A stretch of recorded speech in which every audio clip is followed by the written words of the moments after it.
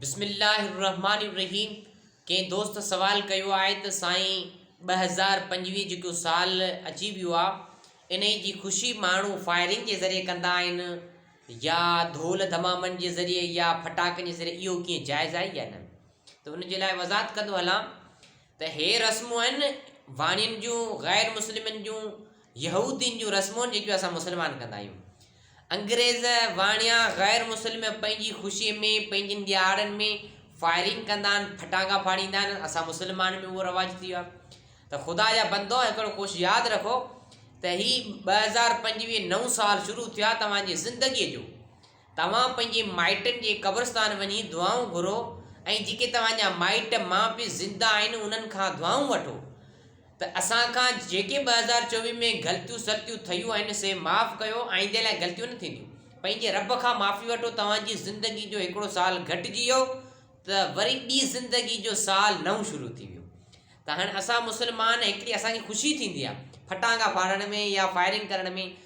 Firing करण में pistol जी गोली वधि में वधि 150 जी, 200 जी, 250 जी हूंदी। जेकॾहिं 500 गोलियूं हिकिड़े टाइम ते ख़र्च कयूं त बि 5000 10,000 फिटायूं फिज़ूल। इन खां बहितर आहे उहे 5000 10,000 के ग़रीब खे अटो वठी ॾियूं, के ग़रीब खे घर जो राशन वठी ॾियूं, उहो बहितर आहे न। असांजे लाइ असांखे सवाबु मिलंदो आहे ऐं दुआऊं कंदो, या पंहिंजे माइटनि जे लाइ क़ुरान खानियूं करायूं, माइटनि जे लाइ दुआऊं घुरूं, कुल शरीफ़ पढ़ी उन्हनि खे बख़्शूं। त असां दुनिया में उन्हनि असांजे माइटनि खे माउ पीउ खे कुझु नथा ॾेई सघूं, कम से कम उन्हनि खे कुल त पढ़ी बख़्शूं। नए साल जी ख़ुशी कीअं माण्हू मल्हाए? ईअं ई मल्हाए।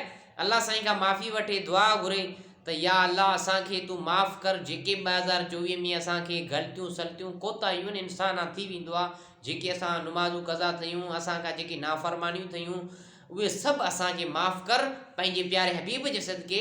ऐं हाणे जेको 2024 शुरू थियो, 25 शुरू थियो आहे, इन ई में आईंदे लाइ हाणे गुनाह कोन थींदो। हाणे 2025 जी शुरूआति में ई असां फायरिंग जे ज़रिए शुरूआति करियूं पिया, पोइ विच में जहिड़ा जहिड़ा बंदी कोन थींदा। जेकॾहिं असां मुस्लमान ग़ैर मुस्लिमनि वारी, यहूदीन वारी, अंग्रेज़नि वारियूं रस्मूं कंदासीं त पोइ मुस्लमाननि में हुननि में कहिड़ो फ़र्क़ु रहियो? असां मुस्लमान आहियूं, असां मुस्लमानियत वारो थोरो तरीक़ो अपनायूं। मुस्लमान असां सिर्फ़ु नाले में आहियूं, बाक़ी असांजा कम सभु ग़ैर मुस्लिमनि वारा आहिनि। हाणे ग़ैर मुस्लिम जेको किरदारु अदा कंदा असां मुस्लमान उहो कयूं। ग़ैर मुस्लिम शराब पीअंदा आहिनि, अंग्रेज़ शराब पीअंदा, असां मुस्लमान शराब पीअंदा आहियूं।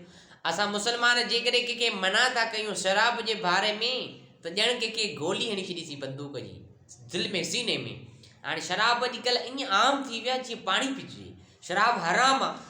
हुज़ूर अलैहिस्सलाम फरमाए थो त जंहिं माण्हू जे जिस्म में हराम जो ज़रो बि टुकुर वेंदो, ज़रो बि गिरा वेंदो, उनजी न नमाज़ क़बूल आहे, न रोज़ो, न हज, न ज़कात। उहो भले ख़ैर ख़ैरात करे, उहो जबल सॼो सोन ख़ैरात करे, पर उनजी ख़ैरात के कम जी कोन्हे जेसि ताईं उनजी हराम पेट में पियल आहे। पर घणा माण्हू सवाल कंदा साईं असांजो पाकिस्तान त हले हराम ते पियो, व्याज ते पियो। ईअं बि कोन्हे।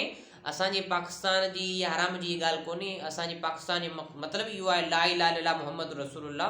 उहो पाक मुल्क आहे। उन में जेके हराम पियूं करियूं था असां मुस्लमान था करियूं। शराब, हे बुत आहे, अॾा आहे, अयशूं, इहे सभु कम असां मुस्लमान पाण कंदा आहियूं। त महिरबानी इहे कयो। 2025 शुरू थी वियो आहे, इन में धम फटाका या फायरिंग करण खां पासो कयो। इहो जाइज़ ई कोन्हे, हराम आहे। इहे हराम अमल आहे जेको असां मुस्लमान करियूं था। उन खां बहितर आहे तव्हां नमाज़ पढ़ो। तव्हां अहद करे छॾियो त 2024 में असां नमाज़ पढ़ी कोन आई, जेके असांजा कज़ा थियूं 2025 में की नमाज़ कोन छॾींदासीं। इहो भलो कमु आहे न। ऐं पंहिंजनि माइटनि खे दुआनि में यादि रखंदा कयो। पंहिंजनि माइटनि खे साम्हूं न थींदा वञो।